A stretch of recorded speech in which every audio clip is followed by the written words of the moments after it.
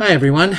During this short video, I just wanted to provide more of a practical example of how one can link a customer insights program with the development of some market opportunities using integrated marketing communications.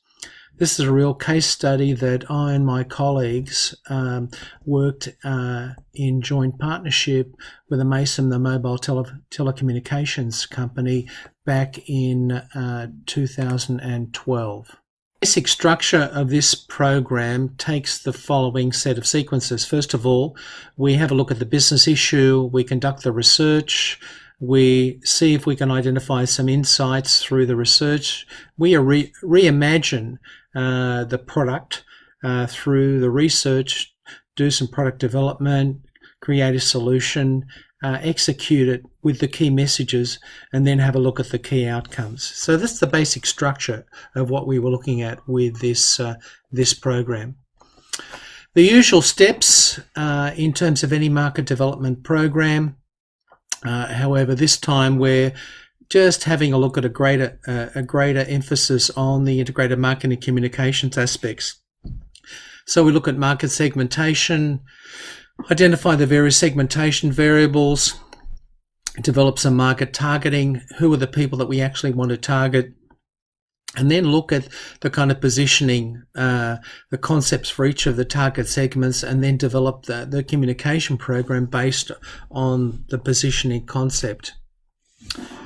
So we look at amaysim. Back in 2010, amaysim began operations on the 23rd of November. It's a challenger brand. The Australian mobile communications market is a big market. Back then it was valued at $13.2 billion. So the issue is, how do you start a mobile phone operation from scratch, then grow quickly to create awareness, build market share, and become a competitor in a stagnant market? So the founders, there were four founders of amaysim. They designed a business model based on their previous telco ventures in Europe. And they had a very successful program in Europe, so at least they had some experience and history in relation to this. So the business model, simple: no lock-in contracts, 100% Australian customer service centre, and easy to understand bring your own phone policy. Something that we take for granted in 2018, but not all that common back in 2012. So that's the business issue. The second point was that Australians love and hate their mobile phones. Right? They use them all the time. Back in 2011, there were 25.5 million mobile phone subscriptions in Australia. But there were a tremendous number of complaints, nearly 200,000 complaints. And you'll notice even today, there's still a high level of complaints, particularly in relation, we've moved on to the national broadband network. So we, as a result of this research program, when I was with Macquarie University, wrote quite a number of articles. And we wrote an article around I love to hate them, relationship with cell phone service providers. And this was based around this amaysim case study. The third issue was how to encourage consumers to switch and gain the trust and acceptance of an ambivalent public. So amaysim were smart because they realised that they wanted to know what was going on in the Australian market. It might be different from the European experiences, so they entered a partnership with Macquarie University to actually conduct some key research into the needs and circumstances of consumers of mobile phone services.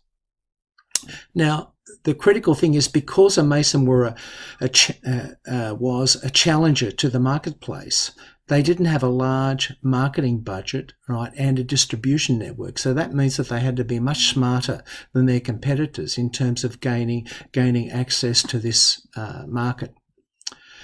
So there were benefits for both amaysim and Macquarie University. So Macquarie University could provide a thought leadership program into the removal of market inequalities and the weaknesses in the market. So Macquarie University was going to provide an independent, evidence-based input.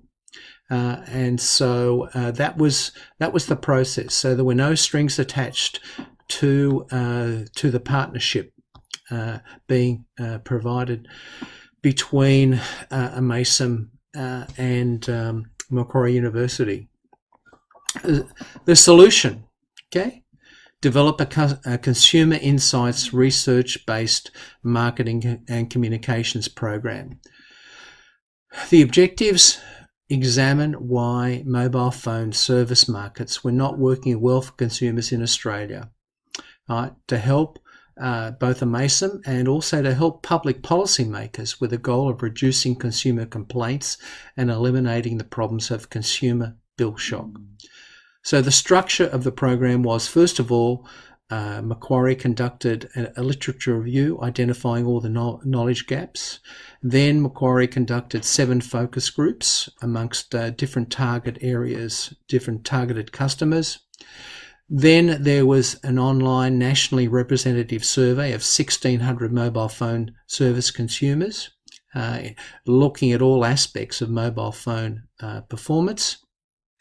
And fourth, there was a communications program developed by amaysim's public relations firm Open House, and also in conjunction with Macquarie University. So the opportunity, what happened was that Macquarie University produced a State of the Mobile Nation report, providing relevant information to amaysim so it could grow its business. There were an estimated 2.5 million people per annum, or 16% of the adult population, switching brands on average per year. But there are also 6.4 million people who seriously thought about switching their carrier but actually didn't. And this is the subject of a further paper that Macquarie University wrote dealing with inertia. So when people are unhappy, why don't they switch? So the results show that consumer perceptions of the mobile market performance bench indicators were much worse than their European counterparts. And you can see the results from this in Table 1. So the research identified that amaysim's product offer of no lock-in contracts and 100% Australian customer service centre and easy to understand BYO contracts were popular. So to successfully achieve the breakthrough strategy and a market dominated by consumer ambivalence and distrust, this is where the Integrated Marketing Communications Program came into play. And so you can see in any IMC program of this type, there needs to be quite a heavy integration between the public relations people and the marketing people of the company in order to identify the specific kinds of messages which are relevant to this campaign. Table 1 shows you the perceptions of Australian versus European consumers for the telecommunications market. And so you can see the level of trust at that particular time for Australian industry was 4.1 on a scale of 10 versus the European Union of 6.1. So that's a significant difference between Australia and the Europeans, and obviously something needs to be done in order to improve the level of trust. You can have a look at the other comparisons as well. So how do we do it? 2 phases. The first phase coincided with amaysim's first anniversary in 2011. So the message which arose from the research study was going to focus on brand switching, and it identified that Australians could save more than $600 million a year by shutting the door on mobile. We called it mobile telco hopelessness. The second phase, so that was in November 2011. The second phase occurred in March 2012. And this message was going to focus on bill shock, or unexpectedly high phone bills. Also confusing mobile phone plans and the lack of transparency in fee structures, etc. So the research discovered that more than 10 million Australians were being charged for services also they didn't use. So this is the front page of the State of the Mobile Nation report, and you'll find as part of your resources pack that you'll have access to this report. So this was the research analysis. Remember the first part. So there were 3 parts to the research. There was 4 parts. There was a literature review. There was some focus groups. There was a quantitative survey. And all of this was put together and analysed, the results of which are in this report. So let's have a look at some of the key messages. So we know that 16% of adults Australians have a personal mobile phone account. If they switched, they could have saved an estimated $622 million a year.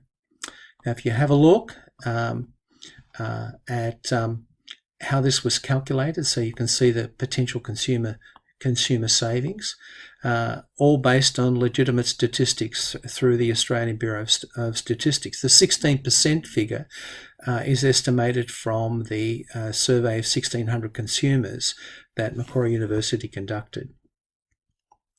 Some of the top messages. The key reasons consumers cited for switching mobile phone carriers: inadequate coverage, under or overspend of their plans, poor customer service, and wanting a new handset. So 41% of consumers thought seriously about switching but hadn't switched as yet. And the major reasons for not switching were that the cost and effort required was too large, and the fact that their contracts made switching difficulty, because at that stage where there were some significant penalties applied to mobile phone contracts. Gen X were the most likely to switch, followed closely by Gen Y. The top reasons people didn't switch were contracts made it too difficult, it's hard to find the cheapest provider, and the cost and effort required. So the final report, which came out on the 28th of March 2012, talked about 68% of mobile users don't utilise all of their included value. And this table 3 shows that 45% of mobile phone consumers, or 7 million people, experience bill shock. And 64.5% of consumers had never approached their carrier about the size of their bill. So this led us into the concept of bill shock, and discovered that if consumers complained about their bill shock, it was costing $560 million per year. And they experience it on average twice a year, which is equivalent to about $80 per person per year. 31% experience bill shock. 53% of consumers over on 12-month caps experience bill shock. Now, we know that in 2018 there's a much greater use of BYO plans. So the level of bill shock has decreased, but at that particular time it was a very big issue. So you can see this is how we worked out the size of bill shock being equivalent to $80 per person per year, and that bringing us to $560 million. So it's the ability to say this is how much it costs the economy per annum, but also critically it's important to say this is how much it costs the average person experiencing bill shock per person as well. So what process do we go through? So we, Macquarie University, completed the report. Then amaysim's public relations firm Open House prepared a media briefing document. And you can see examples of these in appendices 2 and 3.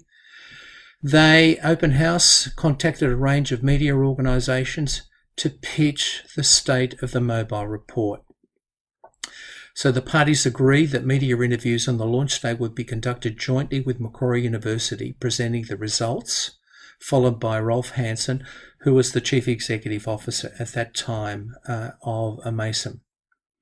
So here's the advantage, was that the integrity of the research was guaranteed and the independence of Macquarie University. So in other words, it wasn't just a telco provider saying this is how much you can save of this. It was actually based on independent research through Macquarie University, so it had that credibility factor.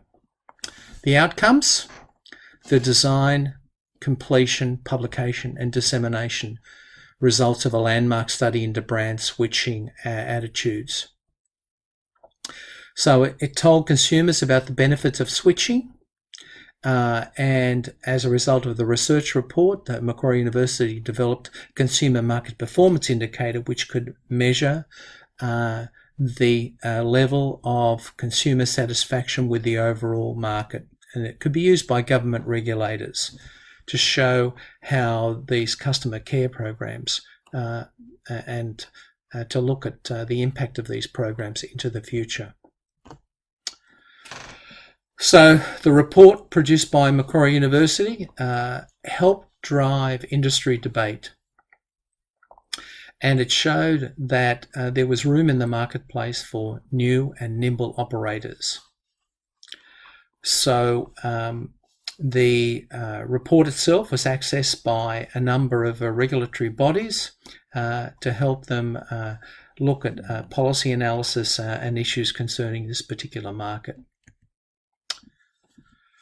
So let's have a look at, so the research was undertaken. What actually happened as a result of the public relations campaign? So there were, so for the campaign in terms of viewers and unique browsers, print readership and radio listeners was in excess of 16 million across 72 pieces of coverage.